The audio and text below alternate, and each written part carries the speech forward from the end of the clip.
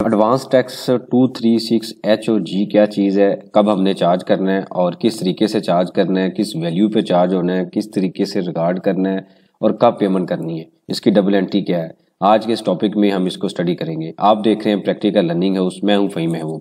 वापस आते हैं टॉपिक के ऊपर। तो सबसे पहले हम ये कॉन्सेप्ट स्टडी कर लेते हैं कि 236H और G जो है ये टैक्स एक एडवांस टैक्स है जो सेलर ने चार्ज करना है जब उसने आगे डीलर, डिस्ट्रीब्यूटर या होलसेलर को सेल करना है।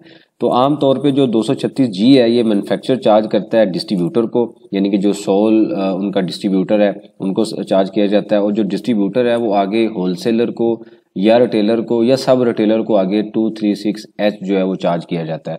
तो हम कॉन्सेप्ट दोनों का सेम है, रेट दोनों के डिफरेंट है। तो हम आज की इस टॉपिक के अंदर किसी एक टैक्स को लेट से हम 236H को कंसीडर कर लेते हैं। वैसे रिकॉर्डिंग भी सेम है और कैलकुलेशन भी सेम है, जस्ट रेट का डिफरेंस है।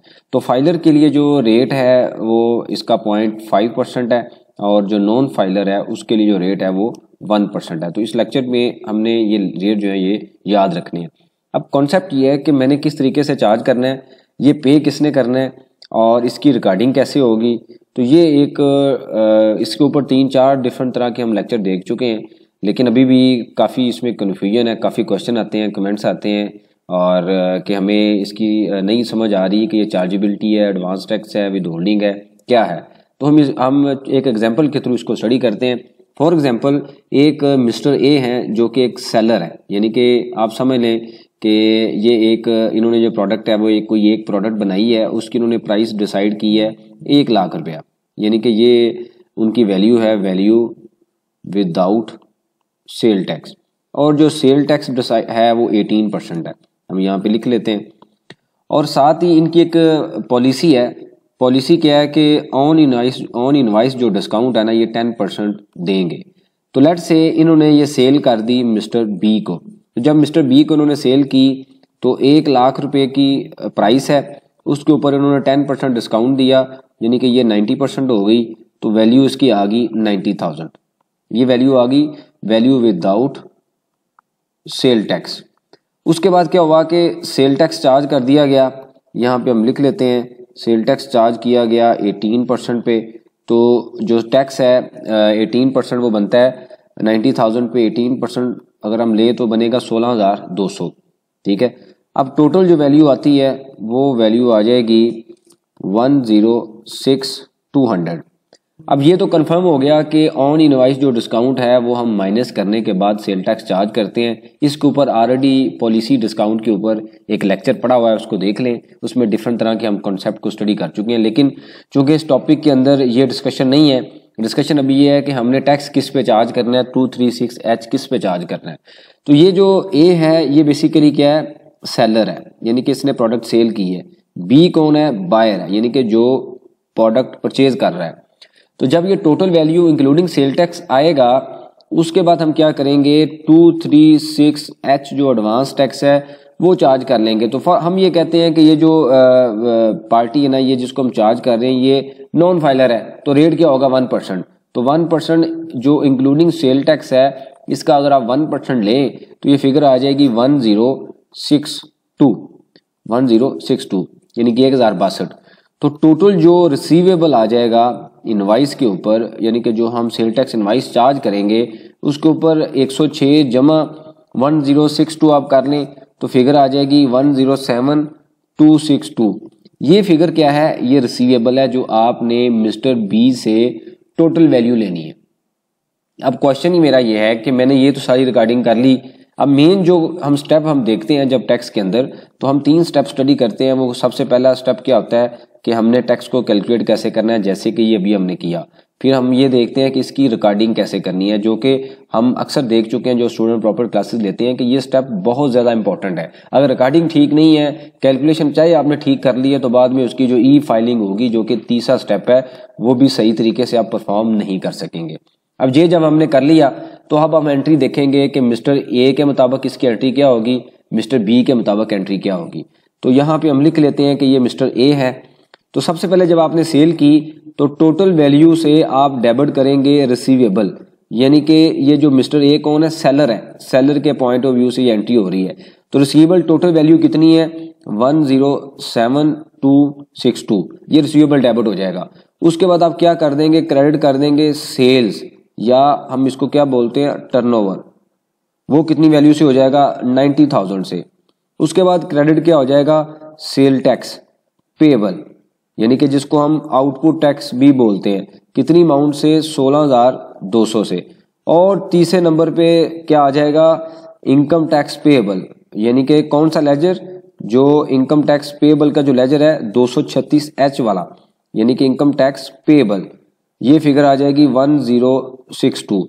अब ये जो दो पोर्शन है यहाँ कहाँ पे स्टैंड कर रहे हैं, लाइबिलिटी के अंदर आ रहे हैं, यानी कि करंट लाइबिलिटी में ये पोर्शन आएगा, जो कि ये जो फिगर है ये हर महीने 18 तक हम रिटर्न फाइल करेंगे, सेल टैक्स रिटर्न, जो प्रॉपर हम क्लासेस में देख चुके हैं।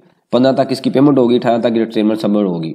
अब ये जो फिगर है ये जैसे ही आप मंथ एंड होगा तो हर महीने हमने ये किसको जमा करवाना है, FBR को जमा करवाना है, किन के नाम पे, जो कि पार्टी बी है उनके NTN या CNSE के नाम पे हम जमा करवा देंगे। ठीक है, अब इसी की हम एंट्री की रिकॉर्डिंग कर लेते हैं पार्टी बी में। देखें याद रखें ये क्या है, ये एक तरह का टैक्स चार्ज हो रहा है एडवांस टैक्स। एडवांस टैक्स हमारे लिए क्या है लाइबिलिटी है, यानी कि पार्टी ए के लिए लाइबिलिटी है, जैसे कि हमने यहाँ पे लिखा है। पार्टी बी के लिए क्या है, जो जिनसे टैक्स जिनके नाम पे जमा होगा उनके नाम के पे है एडवांस टैक्स है, वो क्या रिकॉर्डिंग करेंगे, डेबिट आप कर लेंगे टोटल जो स्टॉक है, यानी कि वो स्टॉक ले रहे हैं 90,000 से। ठीक है, यानी कि ये जो फिगर सेल की फिगर होगी ये स्टॉक में आ जाएगी। फिर डेबिट क्या कर लेंगे सेल टैक्स, यानी कि इनपुट टैक्स, कितनी वैल्यू से 16,200 से। और डेबिट क्या हो जाएगा एडवांस टैक्स, एडवांस टैक्स कौन सा 236H वाला, कितनी वैल्यू से 1062 से। और क्रेडिट आप कर लेंगे वेंडर, कितनी वैल्यू से, टोटल वैल्यू से 107262। ठीक है, अब ये तो होगी ट्रांजैक्शन रिकॉर्डिंग जब आपने इनवाइस रिसीव की। अब हम आते हैं at the time of payment. At the time of payment जब आपने विदहोल्डिंग टैक्स पे करना है, एडवांस टैक्स पे करना है, तो तब क्या एंट्री होगी। पहले हम देखेंगे ए के पॉइंट ऑफ व्यू से। सिंपल हम ये करेंगे, जो लाइबिलिटी रिकॉर्ड हो चुकी है यानी कि ये वाली, इसको हम डेबिट कर देंगे। इनकम टैक्स पेएबल का जो लेजर है उसको आप क्या कर देंगे डेबिट, कितनी अमाउंट से 1062 से। ऑब्वियसली इसके ऊपर हम प्रॉपर वर्किंग करेंगे, उनका NTN होगा, उनका CNSE होगा, इनवाइस वैल्यू होगी और टैक्स होगा, टोटल लिख के हम इसको डेबिट कर देंगे। और क्रेडिट कर देंगे बैंक, कितनी वैल्यू से 1062 से, यानी कि ये हम पे कर देंगे चालान बना के, किसको FBR को जब पे कर देंगे। ये हम ऑलरेडी बनाना सीख चुके हैं, जो प्रॉपर क्लासेस के अंदर के चालान कैसे बनाना है। अब हम साथ ही आते हैं पार्टी बी के ऊपर। जब आप पार्टी बी में आते हैं तो पार्टी बी क्या करेगा कि चूंकि ये उनके लिए एडवांस टैक्स है, देखिए ये उनके लिए क्या है एडवांस टैक्स है, तो एडवांस टैक्स के लेजर में ये वैल्यू स्टैंड कर रही है। ये वैल्यू उन्होंने क्लेम करनी है एनुअल इनकम टैक्स रिटर्न के अंदर। तो जब वो क्लेम करेंगे तो उनके लिए क्या होना चाहिए CPR, उनके पास CPR अवेलेबल होना चाहिए। ये तो सिर्फ एक रिकॉर्डिंग है, तो टैक्स वाले क्लेम मांगते हैं, प्रूफ मांगते हैं, तो उसके लिए जब ये पेमेंट कर लेंगे, पेमेंट करने के बाद ये पार्टी इसका फॉलोअप रखेगी, स्ट्रॉन्ग फॉलोअप रखेगी कि भाई मुझे CPR दें। CPR जब रिसीव होगा तो इस एडवांस टैक्स के लेजर में ये जो वैल्यू आ रही है इसका CPR आपके पास अवेलेबल होगा। ठीक है जी, अब ये जो CPR अवेलेबल होगा ये क्या होगा एडवांस टैक्स का प्रूफ होगा, जिसको हम एनुअल रिटर्न में क्लेम करेंगे। अब ये जो टैक्स है ये बेसिकली यहाँ पे एक कॉन्सेप्ट आता है विदहोल्डिंग का और चार्जेबिलिटी का। क्लेम कैसे होगा कि लेट्स से पार्टी बी की बात हम कर रहे हैं कि यहाँ पे वो सेल लिखेंगे साल के एंड पे 30 जून पे जाके जब वो अपने अकाउंट्स फाइनल करते हैं तो इस तरीके से इनकम टैक्स रिटर्न फाइल होगी, कॉस्ट ऑफ सेल हम लिख लेंगे, उसके बाद आ जाएगा GP, फिर यहाँ पे एक्सपेंसेस आएंगे और यहाँ पे कहीं आके हमारे पास टैक्स आएगा। तो फॉर एग्जांपल उनका टैक्स बनता है 2000, तो हम साथ ही ये कह देंगे कि भाई हमारी जो लाइबिलिटी है इसके अगेंस्ट 236H हमारे पास ऑलरेडी CPR अवेलेबल है, कितनी अमाउंट का 10,062 का, तो रिमेनिंग जो पेएबल होगा वो हम गवर्नमेंट को चालान बना के पे कर देंगे। अब इसको चूंकि लाइबिलिटी में से हम माइनस कर रहे हैं तो इस वजह से हमारे पास इसका CPR होना लाजमी है, अगर नहीं होगा तो ये क्लेम नहीं हो सकेगा। ये भी पॉसिबल है कि ये पार्टी ए आपसे ले रही है और जमा नहीं करवा रही, आपको सिंपल एक डिडक्शन सर्टिफिकेट बना के दे दे कि मैंने जमा करवा दिया, ऐसा नहीं है। आपने हमेशा कंप्यूटराइज पेमेंट रिसीव यानी कि जो सीपीआर है वो रिसीव करना है, अदरवाइज आपको इसका क्लेम नहीं मिलेगा। तो इनडायरेक्टली ये पे भी आप ही कर रहे हैं और अगली ए पार्टी रिसीव भी आपसे कर रही है, लेकिन अगर जमा नहीं करवाएगी तो आप क्लेम नहीं ले सकते। तो ये एक सिंपल सा कॉन्सेप्ट था जिसके अंदर हमने 3 स्टेप देखे, कैलकुलेशन, रिकॉर्डिंग और ई फाइलिंग। ई फाइलिंग ऑब्वियसली हम इस लेक्चर में हम चालान बनाना नहीं सीख रहे, हम ऑलरेडी सीख चुके हैं। हम सिर्फ ये देख रहे हैं कि कैलकुलेशन और रिकॉर्डिंग कितनी इंपॉर्टेंट है। तो अगर हम इसकी कंक्लूजन देखें तो वो सिंपल ये है कि हमने सेल पॉलिसी डिस्काउंट माइनस करने के बाद जो वैल्यू आएगी, यानी कि हमारी वैल्यू कितनी थी 1 लाख, हमने 10% डिस्काउंट दिया, वो आ गई 90,000। इसके ऊपर हम सेल टैक्स चार्ज करेंगे और इंक्लूडिंग सेल टैक्स जो वैल्यू होगी उसके ऊपर हम जो एडवांस टैक्स है वो चार्ज कर देंगे, जो कि 236 एच भी हो सकता है, जी भी हो सकता है।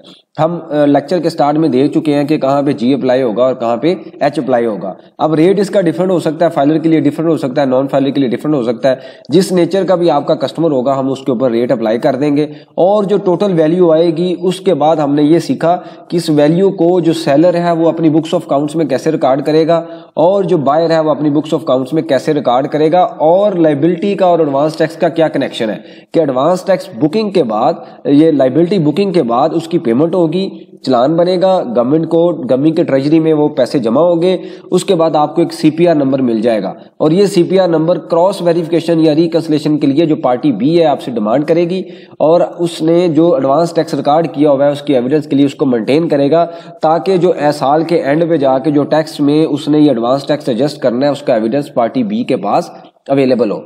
ये एक छोटा सा कॉन्सेप्ट था जिसको हम स्टडी कर चुके हैं, हम देख चुके हैं। इससे रेलेवेंट कोई क्वेश्चन हुआ मेंशन कीजिए, उसके ऊपर हम डिस्कशन करेंगे ताकि जो लर्निंग का प्रोसेस है ये कंटिन्यू रहे। थैंक यू वेरी मच, जज़ाकल्लाह।